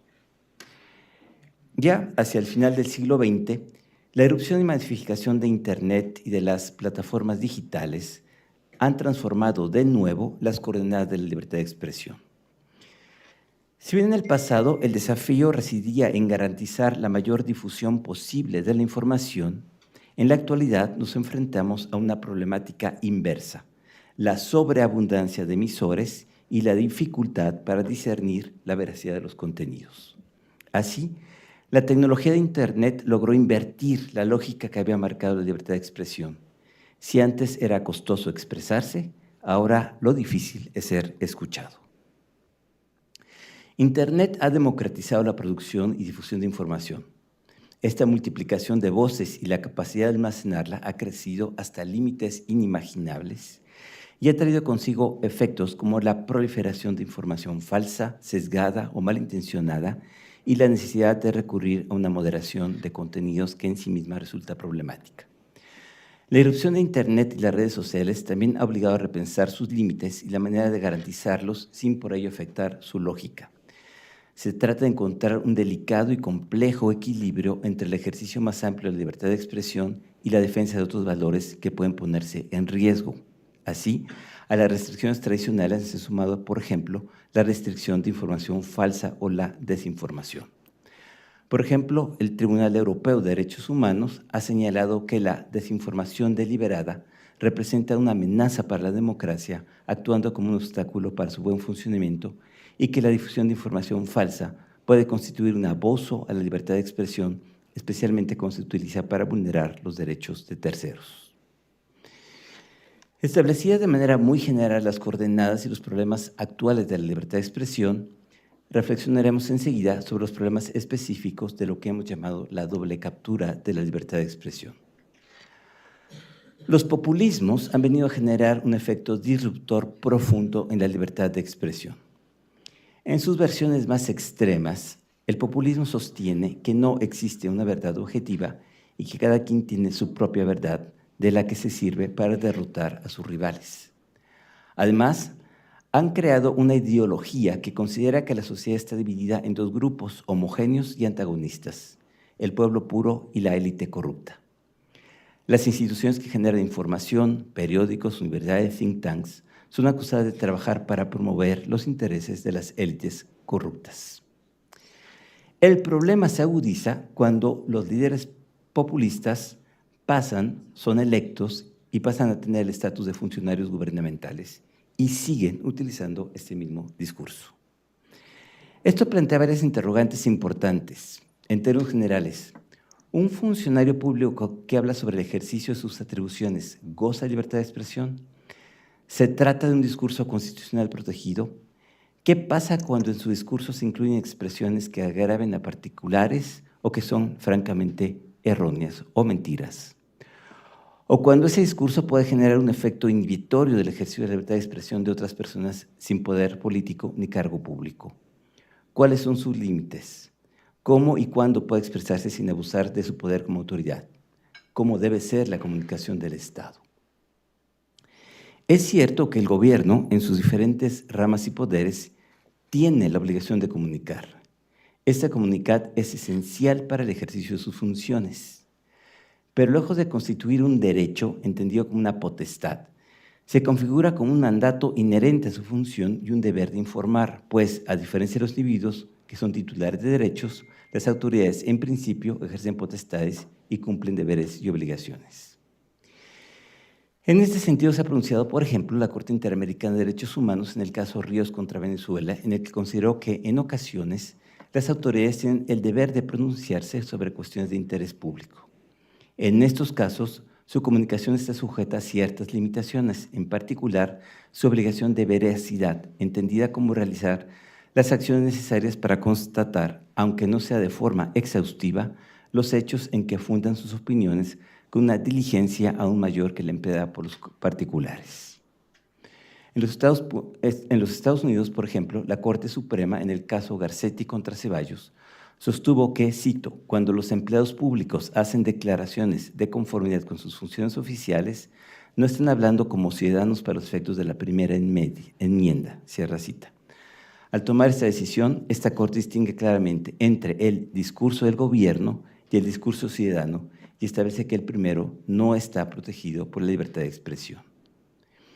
En el mismo sentido, la Corte Constitucional de Colombia determinó que los altos funcionarios públicos tienen un poder deber de mantener un contacto con los ciudadanos que constituye un modo legítimo del ejercicio de sus facultades gubernamentales en una democracia, pero que permite diferenciarlos de la simple libertad de expresión reconocida a los ciudadanos. Por ello estableció que, cito, las declaraciones de altos funcionarios públicos de nivel nacional, local o departamental sobre asuntos de interés general no entran en el ámbito de su derecho a la libertad de expresión u opinión, sino que constituyen una forma de ejercer sus funciones a través de la comunicación con la ciudadanía. En México, en un par de tesis aisladas, la Suprema Corte de Justicia de la Nación estableció que la difusión de cierta información de la autoridad debe basarse en ciertos requisitos, entre otras, veracidad, objetividad e imparcialidad. En síntesis, el discurso de los gobernantes, cuando se produce en el marco del ejercicio de sus funciones, cuando se produce en el marco de sus funciones, es más un derecho, pero es más una obligación. Las autoridades gozan de libertad de expresión cuando se encuentran fuera del encuentro de sus funciones y se encuentran en un plano horizontal con el resto de los ciudadanos. Por lo demás, mientras mayor sea la jerarquía del funcionario, este espacio se reduce más. La digitalización de las expresiones gracias a Internet, junto con su amplificación y distribución personalizada a través de modelos de inteligencia artificial, han cambiado de manera profunda las condiciones de la libertad de expresión, pero también del discurso gubernamental, y esto es lo importante. Hoy, la voz y discurso de los gobernantes y líderes no solo tienen una enorme resonancia por el cargo mismo, sino también porque estas plataformas digitales les permiten de manera sencilla y ágil transmitir su mensaje con la población o a un sector de esta, sin atravesar el filtro de los intermediarios tradicionales y con un impacto comunicacional que se multiplica por la interacción y conversación que se genera entre los usuarios de las plataformas digitales. El discurso gubernamental puede desbordarse en el mundo digital. Es más, por las características de amplificación y distribución de las expresiones del mundo de Internet, el daño de un poder discursivo sin límites puede ser inclusive más profundo. La fractura de la conversación pública, por ejemplo, estadounidense, es ciertamente el resultado de diversos factores, pero en la presidencia de Trump o bajo Donald Trump también existía y se usó esta extrema narrativa que, junto con su exitoso uso de la red social Twitter, difundió enormemente sus mensajes y fue un aspecto decisivo en la elección. En este sentido, vale destacar que aquí reside precisamente una de las principales dificultades para asir este poder de tribuna, la enorme maleabilidad que han adquirido las expresiones de la mano con el cambio tecnológico. El reto en el caso de las redes sociales es todavía más complejo, debido a que éstas no se ciñen a las reglas y principios constitucionales de los estados. Las redes sociales han tenido que desarrollar reglas y estándares cada vez más detallados, así como sus sofisticados sistemas de moderación de contenidos para monitorear las expresiones que no se ciñen a las reglas de la plataforma en cuestión para luego eliminarlas.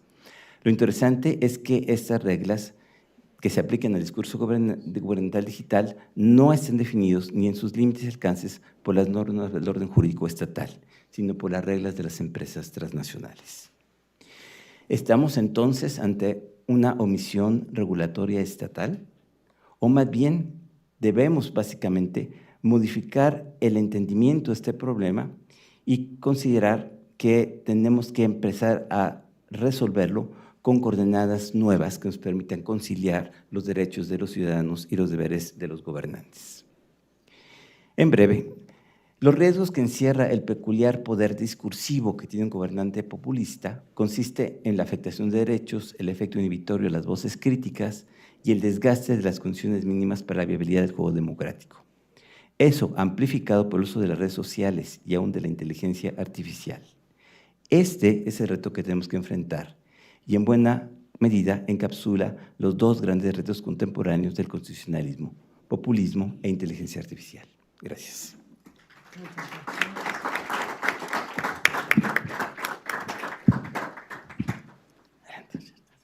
Tenemos...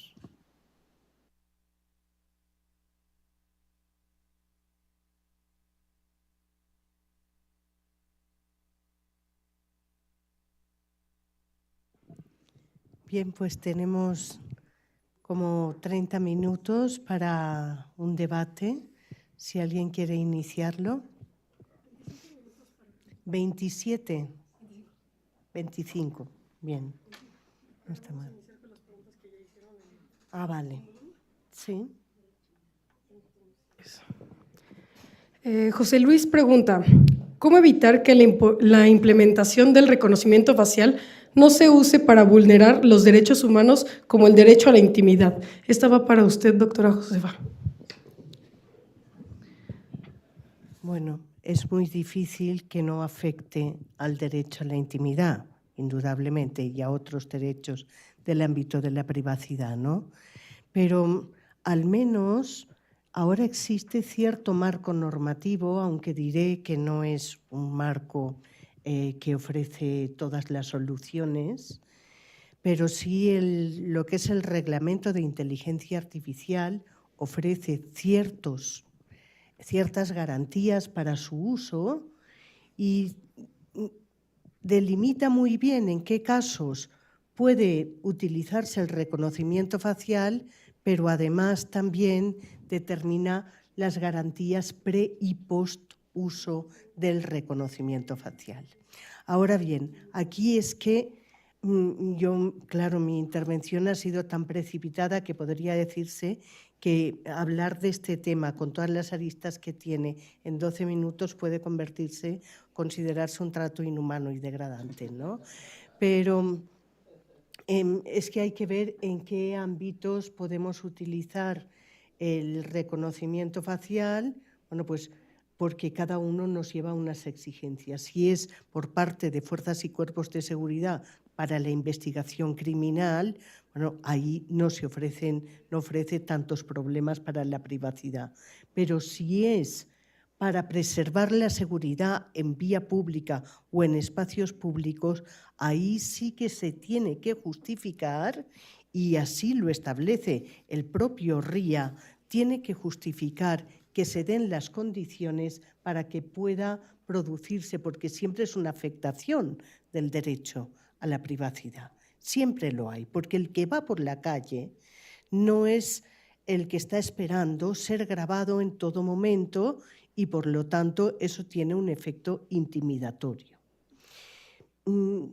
¿Podemos renunciar al ejercicio pleno de la privacidad o de cualquier otro derecho para estar más seguros? Y aquí es donde se plantean las principales cuestiones. Pues no, hay que, en todo caso, establecer qué exigencias, qué clase de delitos, qué clase de actuaciones pueden justificarlo y, además, qué clase de actuación posterior puede legitimar o no ese reconocimiento facial.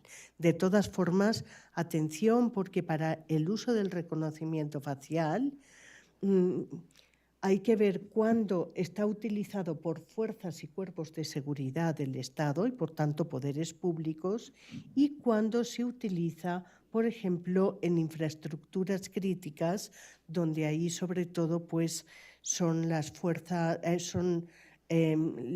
empresas privadas de seguridad las que lo utilizan, y ya ahí los niveles de exigencia son menores, y sobre todo también se plantea un caso que nuestra Agencia de Protección de Datos, no ha resuelto todavía, como por ejemplo el reconocimiento facial en estadios o en algunos lugares como el que se ha implementado este año en los Juegos Olímpicos en Francia, en París, ¿no? Y que ahí confluyen tanto empresas privadas de seguridad como empresas públicas, y ahí se escapa mucho más, pues las garantías se diluyen algo más. Es verdad que contamos con precedentes. Por ejemplo, un tribunal de Gales sí que aceptó que, en función de las exigencias de seguridad, se implementara el reconocimiento facial en un estadio de Gales. Pero, sin embargo, la Agencia de Protección de Datos italiana consideró que en el estadio Udinese no se implementara el reconocimiento facial porque suponía una actuación desproporcionada, porque era una técnica muy invasiva. Y, en consecuencia, tratándose de técnicas tan invasivas, la justificación tiene que ser mucho mayor. No sé si me he explicado. Muchas gracias, perfecto. Sí. Ahora, igualmente de José Luis, tenemos la pregunta para el doctor John Ackerman. Y esta es: ¿cuáles serían las tareas que tendrían que implementarse de parte de las instituciones de justicia y del Estado mexicano, las universidades y diversos sectores de la sociedad para que se logre una regulación de las redes sociales y de Internet en México?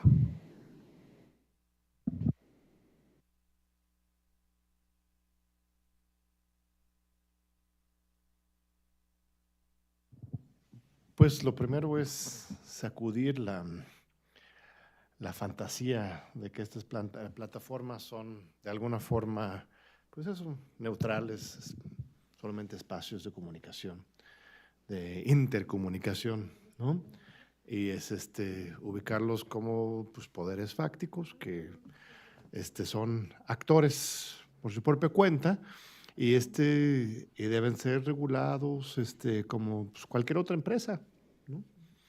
Así como prohibimos anuncios de tabaco o alcohol, ¿no?, para proteger el interés de la infancia, pues también deberíamos tener un cuidado con respecto a lo que hacen estas empresas. Es interesante, en los Estados Unidos estamos mucho más avanzados que en México. En México ni siquiera estamos abordando seriamente el tema, ¿no? Algo muy intenso ocurrió el año pasado, ha estado ocurriendo, son comparecencias directas de los dueños de estas empresas en el Capitolio, ¿no? Yo creo que eso, si hubiera un primer paso, yo recomendaría, lo hemos hecho, es que en el Senado de la República se llame a una serie de audiencias para que vengan Mark Zuckerberg y Elon Musk y esas otras figuras a comparecer. Brasil está tomando medidas, pues, muy extremas, ¿no? Francia también, mire, ya está en la cárcel de Europa, ¿no? O sea, si no empezamos a tomar en serio la regulación y tener una relación, un diálogo, un debate, una disputa pública sobre el tema, terminamos con acciones desesperadas, ¿no?, del mismo Poder Judicial, ¿no? Entonces, siento que ahora es cuando tenemos que ir tomando en serio esta discusión y no rehuyéndonos a ideas fetichizadas, idealizadas de lo que se tratan estas redes, sin un destino predeterminado, ¿no? Yo tengo mi opinión, quizás son más regulacionistas que otros, pero más allá de eso,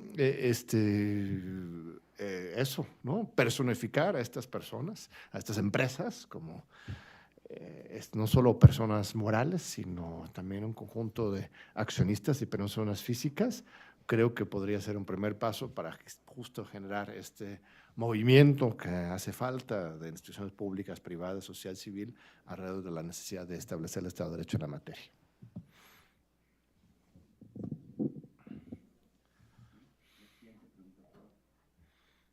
Tenemos otras 2 preguntas más. Esta sería para el doctor López Ayón, de parte de Ricardo. ¿Qué pasó con la protección de todo personal? Y sí, si quieres te paso el micrófono. Claro. No, es una pregunta. ¿Qué pasará con la protección de datos personales en la era digital si es que se concreta la desaparición del INAI?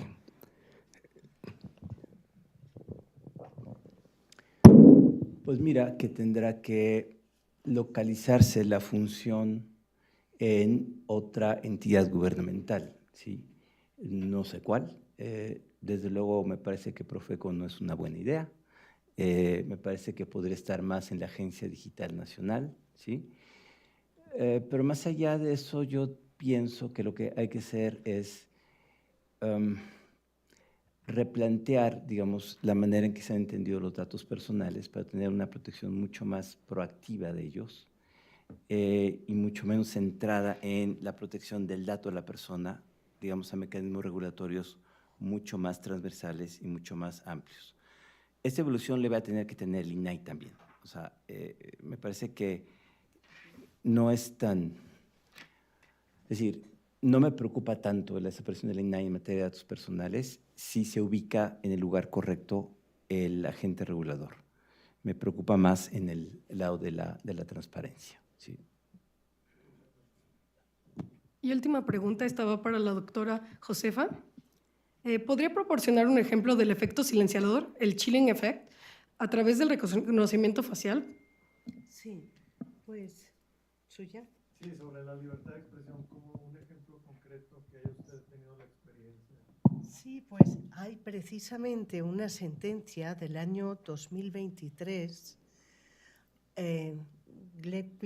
contra Rusia, que además es muy interesante por muchas razones, en la que el Tribunal Europeo de Derechos Humanos precisamente apunta este chilling effect, este efecto intimidatorio, inhibidor, porque se trataba de un manifestante en el metro de Rusia al que se le detiene porque había participado en una manifestación, ¿no? Y esa sentencia además tiene un interés particular porque cuando en el transcurso de la tramitación del proceso Rusia deja de ser parte del Consejo de Europa, pero sin embargo el Tribunal Europeo decide que va a seguir conociendo el caso porque además tiene un interés especial.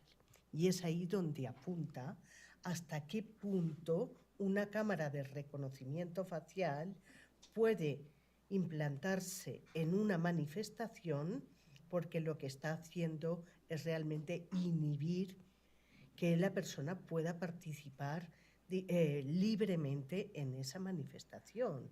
En esa manifestación, en esa libertad de circulación, es decir, que el sentirse que por todas las vías públicas pueda haber cámaras de reconocimiento facial afecta principalmente al derecho de manifestación, ¿de acuerdo? Pero también a la libertad de circulación por vía pública y, por tanto, también a la privacidad. Y este es un caso bastante destacado porque en él el Tribunal Europeo hace pues unas reflexiones que son realmente importantes, esté Rusia ya o no en el Consejo de Europa, que ya no lo está, pero sin embargo sí que emite esa sentencia para decir cómo el reconocimiento facial puede tener un efecto excesivo y cómo puede inhibir el ejercicio de otros muchos derechos.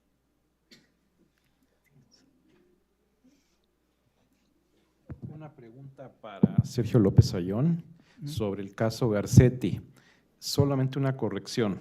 Bueno, en primer lugar, habría que establecer que ese fue un caso de burocracia donde un empleado del District Attorney's Office en Los Ángeles estaba usando su libertad de expresión para quejarse de un caso interno en que lo habían despedido, y es distinto eso. Sería muy dudosa la aplicabilidad para un presidente, por ejemplo, que quizás es un poco lo que estabas tú pensando con un líder populista. De hecho, en el disenso, Stephens lo que dice es que la distinción entre un ciudadano privado en su derecho de libertad de expresión al tiempo que lleva a cabo labores públicas es un debate falso, y lo es si lo aplicamos al nivel presidencial, porque es algo imposible de aplicar en términos reales. De hecho, es un fenómeno de razón de Estado. Por ejemplo, un presidente en Estados Unidos puede hacer declaraciones libre de cortapisa, en términos de que si estuvieras tú con la posibilidad de cortar su libertad de expresión como ciudadano también, no solamente como funcionario público, estarías afectando su labor como jefe de Estado. Entonces, esto es, la aplicabilidad se dio a ese caso en el District Attorney's Office en Los Ángeles, Garcetti versus Ceballos, pero es de dudosa posibilidad de que esto se implementara para tratar de silenciar a un presidente en funciones, que de hecho lo vemos en casos prácticos. El presidente seguiría hablando y ha pasado en la realidad con Biden, y no ha habido ningún recurso, ni lo han detenido, ni ha habido cortapisa alguna. Y ha hecho alusiones personales, etcétera, etcétera. Entonces, creo que ahí es un punto de debate que quizá nunca terminaríamos nunca de ponernos de acuerdo, pero sí en el disenso creo que la opinión de Stephens es la más lógica. En el caso, lo que pasa es que en 15, 12 minutos es imposible explicar toda la sutileza. En efecto, están refiriendo a los burócratas, o sea, están hablando del discurso del discurso gubernamental en términos burocráticos. ¿Sí? Lo que pasa es que el concepto de discurso gubernamental también ha ido evolucionando. El problema cuando llegas al cargo del presidente es mucho más complejo, porque además el marco en el que se desarrolla la actividad del presidente, sobre todo con los últimos presidentes de la Corte, han ampliado todavía más la protección que tiene en sus funciones de jefe de Estado. Pero no queda tan claro respecto a otros funcionarios de alto nivel, ¿sí? Por ejemplo, los secretarios en funciones. En fin, ahí hay claramente hay un debate muy importante. Sí. ¿No? Sí, muy interesante el caso. Sí. Pero en términos reales, de política real de todos los días, sería de imposible aplicación. De hecho, hay casos documentados de intervención de presidentes en funciones de los Estados Unidos llevando a cabo conductas muchísimo más cuestionables moralmente y en términos de libertad de expresión, y no pasa nada, porque es un simple hecho de que así se ejerce la política y así es el ser humano, ¿no? En términos de la repercusión real. Sí.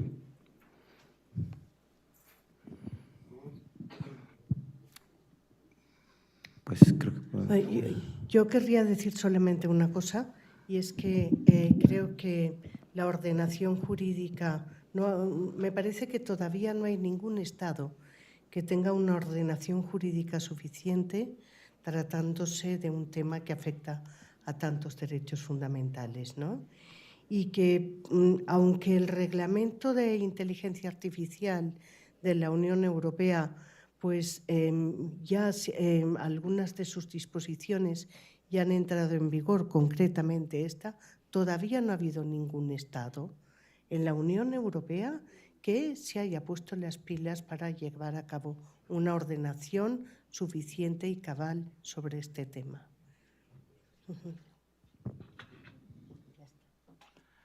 Bien, pues siendo las 6:25, damos por concluida la mesa. Les agradezco muchísimo su participación, sus preguntas. Creo que estuvieron muy interesantes todas las ponencias y vamos a seguir disfrutando de este congreso. Muchas gracias, buenas noches.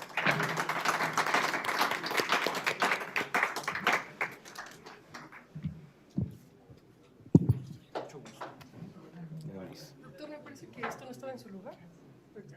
Ah, mira. Prebenda.